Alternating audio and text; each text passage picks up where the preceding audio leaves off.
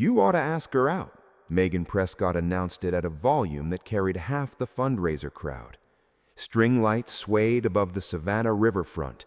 The surrounding chatter died down in ripples. Adam Reeves went rigid. Traces of sawdust still clung to the lines of his knuckles. On the other side of the boardwalk, Hannah Prescott turned around. Her wine glass hovered near her lips as she waited to see whether he'd back down. A friend had challenged the widowed father to take out her CEO sister, and she wasn't joking around. Neither of them had any idea what was about to unfold. The quiet stretched long enough to become an answer all its own. Some challenges are just talk people shrug off by the next morning. Others reshape a life without asking first. Keep watching. This one doesn't go the direction you expect. Hannah agreed before she could second-guess herself, not really because of Adam, because of the look on Megan's face, triumphant, like she'd just won a bet, and because 30 pairs of eyes wanted to know if the Prescott sister, who never dated anyone, was finally going to give in. That's the explanation Hannah told herself on the walk home. It lasted roughly 2 days. The real reason surfaced later, at 2 in the morning, when sleep wouldn't come, and she finally made herself say it plainly. For 3 years, she'd been surrounded by men who opened conversations with their surname and their net worth practically in the same breath. Adam had just stood there, sawdust on his hands, saying almost nothing, and that quiet had kept her attention longer than an hour of rehearsed small talk ever managed to. She didn't let herself dwell on why. Adam, for his part, barely knew anything about her. Megan had mentioned once that her sister ran something downtown, an office, a view, the kind of job that swallowed weekends whole. He imagined spreadsheets. He imagined someone checking her phone under the table. He was wrong about that second part, though it took him 3 dates to figure it out. Their first evening together was a walk through the historic district, past cotton warehouses converted into restaurants, live oaks trailing moss across the street lamps. Hannah wore flats instead of heels, something she never did for anything work-adjacent, and told herself it didn't mean anything. "You built that," she said, gesturing at a park bench they passed, one Adam had restored for the city the year before. He hadn't mentioned that to her. She'd read the small brass plaque screwed into the armrest. "Guilty," he said. "It's good work." "It's a bench." "It's still good work." She said it like she believed it, and he caught himself staring a second too long before glancing away, feigning sudden fascination with a shopfront across the street.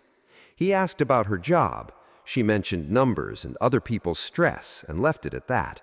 He didn't press because pressing felt like it might end the night early, and he wasn't ready for that yet. He did notice, though, how her shoulders dropped slightly when she answered, like the question itself was a burden she was relieved to set down for a while. They talked instead about things that didn't matter and things that did.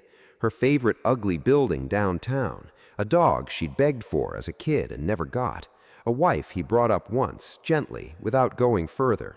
Hannah didn't push. She understood, without needing to be told, that some things had to be offered, not extracted. Back home, Ellie was still awake well past bedtime, 8 years old and constitutionally unable to fake otherwise. "Did you kiss her?" "Ellie, we had coffee." "That's not an answer." "It's the only one you're getting." She giggled and let herself be carried off to bed anyway, grinning the whole way. Adam sat on the porch a long while afterward, turning over something he couldn't quite name. It wasn't only that Hannah was easy to talk to, it was that she listened as though she had nowhere else she'd rather be, which in his experience was about the rarest thing going in Savannah or anywhere.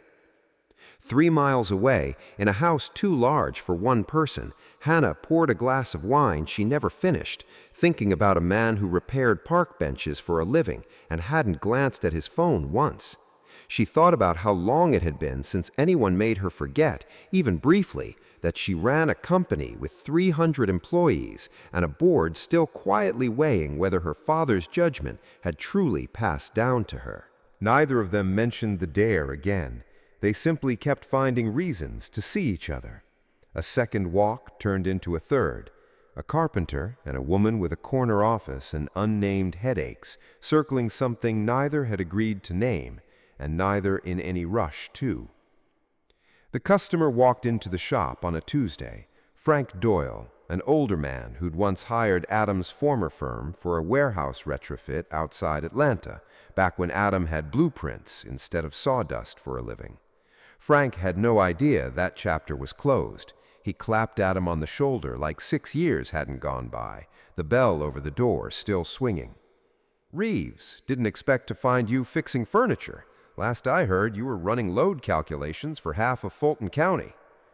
The shop fell into that particular stillness workshops get, the table saw ticking as it cooled, dust drifting in the single shaft of afternoon light through the front window. "Different life," Adam said, hoping that would close the subject, already reaching for a rag. "Shame. What happened over there? Waste of a good engineer." Frank shook his head and moved straight on to a chair leg he wanted matched from his grandmother's estate. Adam let him, relieved the man didn't know enough to say more, relieved too that Frank had never learned exactly how that career had ended. Hannah had stopped by with lunch as an excuse, and they both knew it. She'd caught just enough near the doorway, paper bag still in hand, engineer, load calculations, a shame, what happened, to want to ask. The question sat right behind her teeth the whole visit. But watching Frank ramble about chair legs, she noticed Adam's jaw tighten, and something told her this wasn't a door he wanted pried open over sandwiches, so she let it be, handed him his lunch, asked about the bench instead, and watched some of the tension ease back out of his shoulders as the conversation drifted somewhere safer. Later, after Frank left with his measurements and a promise to return, Adam caught her watching him across the workbench, and for a second he nearly said something. Then Ellie called from the back room needing help finding her shoes, and the moment slipped away the way most of them did that week, there and then gone. That night, at Adam's kitchen table, while he cleared up after dinner, Ellie told Hannah a story nobody had asked for, the way kids do, about her mother, a woman named Claire who used to hum while cooking and always burned the toast on purpose because Ellie liked it that way, liked peeling off the black crusts and eating them first, a private game just between the two of them. Hannah hadn't asked. She just listened, elbows on the table, something in her chest going soft and undefended in a way she hadn't braced for. She drove home past the cotton warehouses again, slower than necessary, windows cracked to let in the river air, thinking about a man who used to calculate what buildings could bear and now sanded down someone else's dining table for a living, a man with a daughter who talked about her mother like she was still close, still warm, still worth burning the toast for. Hannah didn't know what had happened to him. She only knew it had cost him something big enough that he still flinched at the memory of it 5 years later on an ordinary Tuesday over a chair leg. And for reasons she couldn't fully explain, she wanted, more than she'd wanted almost anything lately, to be someone he could eventually tell. Across town, in an office with a river view, Roy Dalton scrolled a supplier list for the Riverwalk Exchange rooftop edition and stopped on a name buried in the reclaimed lumber contract, Reeves Restoration. He sat with it a long moment, thumb hovering, then closed the file and told himself it was a common enough name, common enough that a man in his position had no cause to think twice. He poured himself 2 fingers of bourbon before leaving the office that night, which wasn't like him on a Wednesday. The dates that followed lost their nervous edge. They stopped feeling like the fallout of a dare and started feeling like something chosen, quietly, one Saturday at a time. They fixed a real park bench together one Saturday, a splintered rail down at Forsyth Park the city had been putting off for a year. Hannah showed up in jeans, which surprised him more than the flats had. She held the board steady while he drilled, swore when she pinched her thumb, then laughed at herself, glancing around like someone might have caught a CEO cursing over a 2x4. Adam thought, not for the first time, that he liked her best when she forgot to be careful. "You're better at this than you should be," he told her, watching her sand a rough edge with more precision than the job called for. "I like things with a clear right answer," she said. "You'd be amazed how rare that is in my week." They went fishing off the Riverwinter River one gray Sunday, mostly quiet, which suited them both. Hannah caught nothing, Adam caught a small redfish and threw it back, and she teased him the rest of the afternoon. "All that skill and you just let it go?" Somewhere in that teasing, he realized he'd stopped bracing for the conversation to swing toward jobs and titles and all the things people usually needed to know before they let themselves feel anything. Ellie tagged along one Sunday, thrilled to be included, and spent an hour teaching Hannah to skip stones with the gravity of someone handling state business. Hannah, it turned out, was terrible at being terrible at it in front of an 8-year-old, something Adam noticed and tucked away, the kind of small detail that told him more than conversation ever could. She never asked what he used to do. He never asked what exactly consumed her weekends. It wasn't avoidance so much as no particular reason to. Fixing a bench or baiting a hook didn't require either of them to say more than they wanted. The gap in what they knew about each other sat there, unaddressed, like a locked door in a house you're only visiting, the kind that doesn't need explaining. Megan clocked the shift before either of them said a word about it. "You two are disgusting, in a good way. Don't overthink it and ruin it." "Who says I'm overthinking anything? You alphabetize your spice rack. You're always overthinking." He laughed and didn't argue, and didn't mention that what kept him up some nights had nothing to do with spices and everything to do with how badly he wanted to tell Hannah things he'd sworn he'd never speak of again, how the wanting had started outweighing the promise. Meanwhile, Hannah began turning down dinners with men whose names came attached to the right last names, men her mother would have approved of, men who discussed their portfolios the way other people discussed weather, and stopped examining too closely why a carpenter with a habit of trailing off mid-sentence had become the person she most looked forward to seeing. The announcement ran in the local paper on a Thursday morning, a rendering attached, a rooftop event space, glass and steel, crowning the old Riverwalk Exchange building down by the water. Grand opening in 6 weeks. Hannah's name sat front and center on the release, the first major project she'd led since taking over from her father, the one she'd promised the board would prove she belonged in the seat she had inherited. Adam saw the poster in a coffee shop window and stopped cold, coffee going lukewarm in his hand. The Riverwalk Exchange. He knew that building like you know an old scar, not from looking at it, but from the ache when something grazes it. He'd spent 11 months of his former life buried in its bones, calculating what its floors could hold and what they couldn't, before someone above him decided his numbers were inconvenient. The flyer carried only the Prescott Group name and logo, nothing telling him who currently ran it. The building he'd once tried to save, and the woman he was falling for, sat in his mind, not yet touching.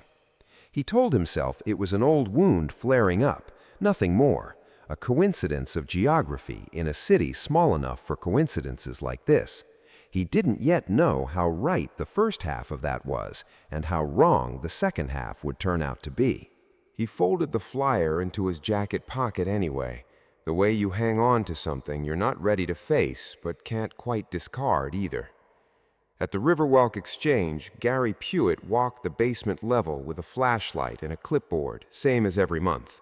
61 years old, 4 years from a pension he had zero intention of losing. He found the crack along the support wall almost by chance, wider than it had been back in March, wider than it had any business being, the flashlight catching a shadow that hadn't existed before. Gary crouched, ran a thumb along the seam, felt loose grit crumble beneath his nail. He'd seen a crack like this once before, on a construction site he tried hard not to think about. He'd hoped never to see one again. He didn't file a report that night, told himself he wanted to double-check first, be sure, and some part of him, the honest part, the part that had spent 30 years on construction sites, knew that wasn't the real reason for his hesitation. He had a pension, grandchildren in Pooler he was helping put through school. He wasn't eager to become the man who stirred up trouble on Roy Dalton's rooftop project 6 weeks before opening night, not this close to retirement.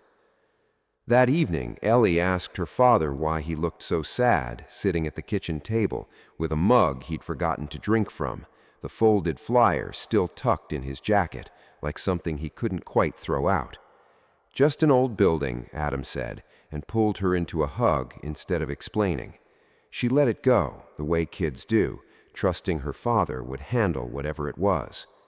He didn't tell Hannah what he'd recognized in that poster, not yet. He turned it over for 2 days, weighing what saying it aloud might cost him, running the same argument in circles until it wore a groove into him.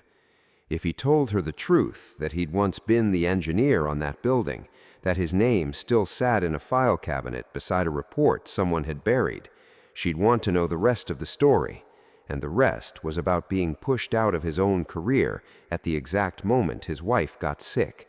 A story he hadn't told anyone in 5 years, including himself, on his worst nights, the ones where he still woke up running numbers for a job that no longer existed. If he stayed quiet and the building turned out fine, no harm done. If he stayed quiet and it wasn't fine, he'd never forgive himself for protecting a few good weeks at that cost.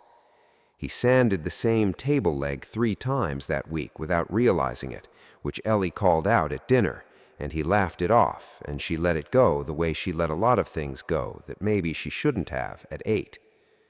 Hannah felt him pulling back before she understood why. His answers slowed. He canceled a Wednesday dinner with an excuse that didn't quite hold together, something about a delayed delivery she was fairly sure he'd invented on the spot. She assumed, because it was the easiest assumption available, that she'd become too much for him, too complicated, too much overhead disguised as a woman he had feelings for. "If you want to stop this," she said one night on his porch, arms crossed against a chill she was manufacturing to give her hands something to do, "you can just say so." "That's not it." "Then what is it, Adam?"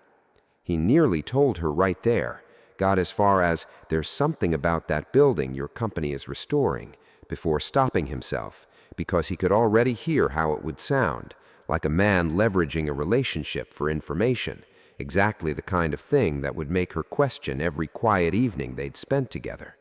"Forget it," he said instead. "Long day." She let it go, though it cost her something too, and drove home replaying the sentence he never finished, wondering what building he could possibly mean and why it had put that particular expression on his face. She nearly turned the car around twice and talked herself out of it both times, telling herself he'd explain when he was ready, and that pushing now would only confirm she didn't trust him to. That night, instead of calling Hannah back to try to explain what he couldn't yet explain, Adam sat on his porch with his phone in hand for a long while before dialing a name he hadn't called in 5 years. Gary Pewitt picked up on the 4th ring, and after Adam said his name there was a long pause before Gary answered, voice rough and quiet. "Wondered you'd call." That night, in the records room 3 floors below Roy Dalton's office, Gary stood in front of a locked cabinet with a key he wasn't supposed to still have, hands unsteady under buzzing fluorescent light, and pulled a folder untouched in 5 years. He photographed every page before he let himself think too hard about what he was doing, then slid the folder back exactly as he'd found it, straightened the label, and locked the cabinet again like a man covering his own tracks.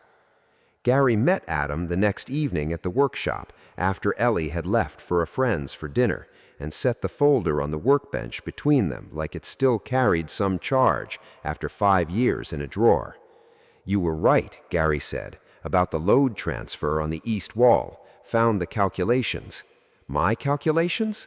"Somebody signed off over your objection 2 weeks after you filed it." Adam turned the pages slowly, his own handwriting in the margins, 5 years younger, careful and sure. A signature at the bottom that wasn't his, Roy Dalton's. He knew, Adam said. He knew and he buried it, made sure you looked like the unreasonable one for making noise. I was project foreman. I should have said something. Had a mortgage, 2 kids in high school, told myself it wasn't my fight. Gary's voice cracked on the last word, and he looked down at his own hands like they belonged to someone else. Kept a copy anyway, never could throw it out. Told myself it was habit. Wasn't habit. Some part of me knew this day was coming. Adam sat with that, the folder heavy in a way that had nothing to do with paper. There's a crack in the east basement wall, wider than it should be. Same wall. Found it a week ago and haven't written it up because I've spent 30 years not making trouble and don't know how to start now. 6 weeks before the ribbon cutting. You have to write it up. I know, Gary. People are going to be standing on that rooftop. I know, Adam. Gary looked tired in a way that went beyond 61 years. That's why I called you instead of doing it quietly. Needed someone who'd make me finish this instead of letting me talk myself out again. Adam looked down at his own 5-year-old handwriting, at proof he'd been right and that being right had cost him everything anyway, and understood with a kind of grim clarity that he wasn't going to get to keep pretending he was just a man who fixed furniture, not this time. He thought of Hannah and what this would mean once she knew all of it, not just that he'd been an engineer, but which building, which report, and whose name sat on the falsified sign-off 3 floors above her own office. There was no way to tell her the truth that didn't also hand her a fight with her own board. He thought of Ellie, asleep at her friend's, trusting the world to be steadier than it was. Then he tucked the folder under his arm and drove to Hannah's because there was no more room to wait. She opened the door, already reading his face. What happened?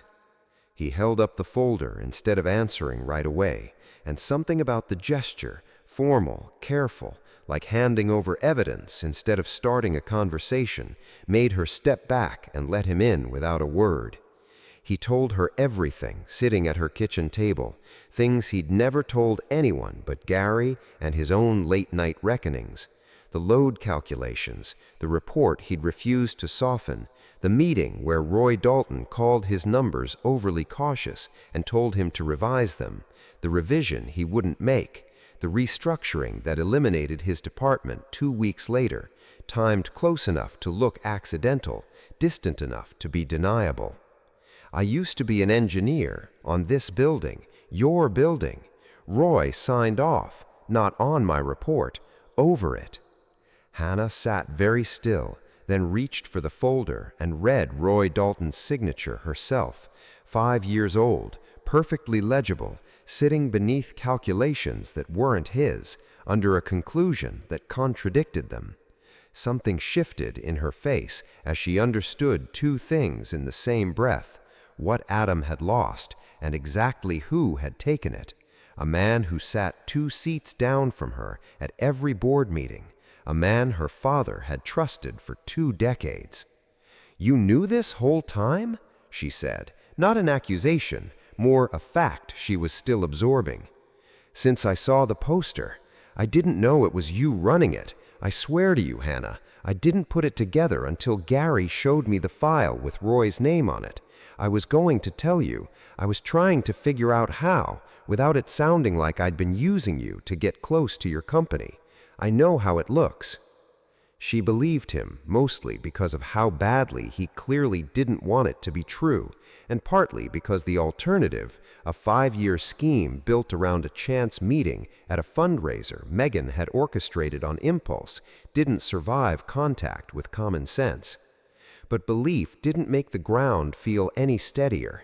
She stayed up most of the night, the folder open on her table, reading the same page over and over until the words stopped rearranging themselves into something less painful.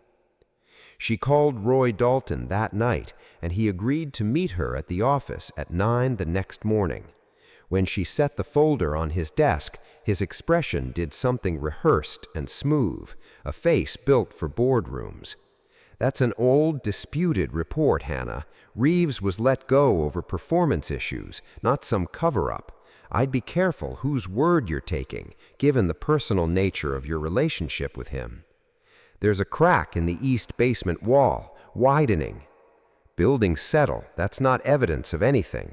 It's evidence of exactly the failure mode he predicted 5 years ago.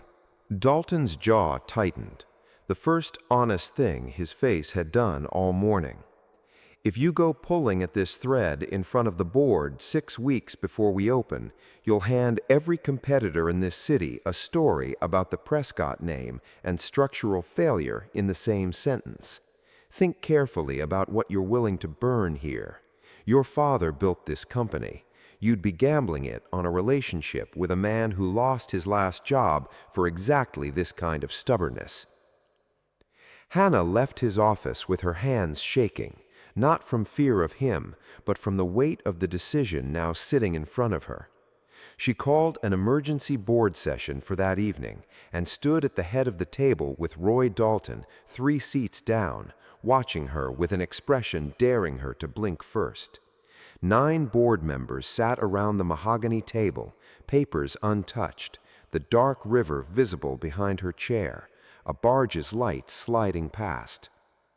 I'm postponing the reopening until we complete an independent structural review of the east wall, Hannah said, and nodded to Gary, standing at the back of the room in his work uniform, clipboard in hand, more nervous than he'd been in 30 years on job sites.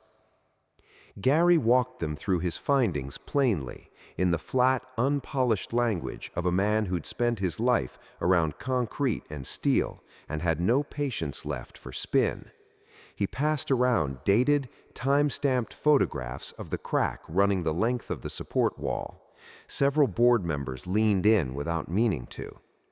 Then Adam stood, in a shirt that still faintly smelled of sawdust no matter how many times he'd washed it, and walked the room through 5-year-old calculations that had never stopped being accurate.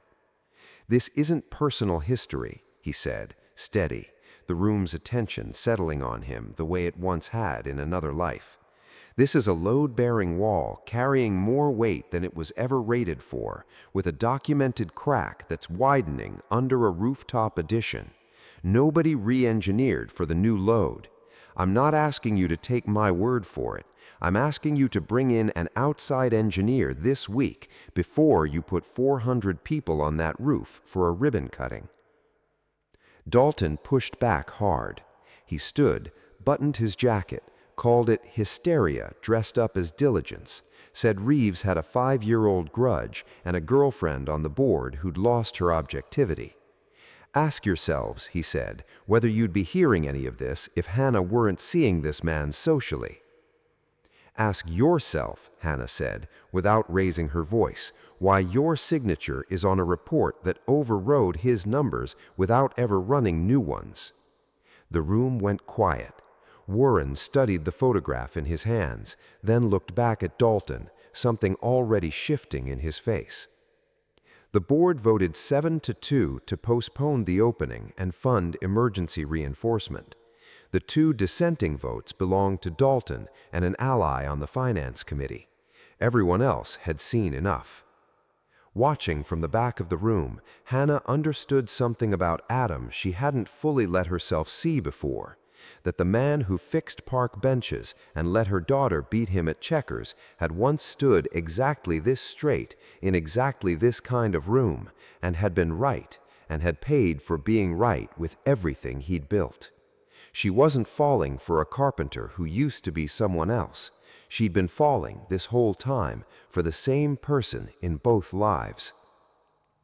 At home, Ellie sat at the kitchen table with Megan, coloring, the TV off, glancing at the door every few minutes. "Is Dad going to be okay?" Megan, not entirely sure of the answer herself, told her that her father was doing something brave, and that being brave usually took a little longer than being scared.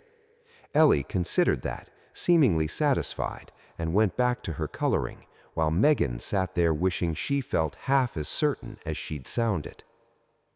The independent engineers confirmed everything within 48 hours.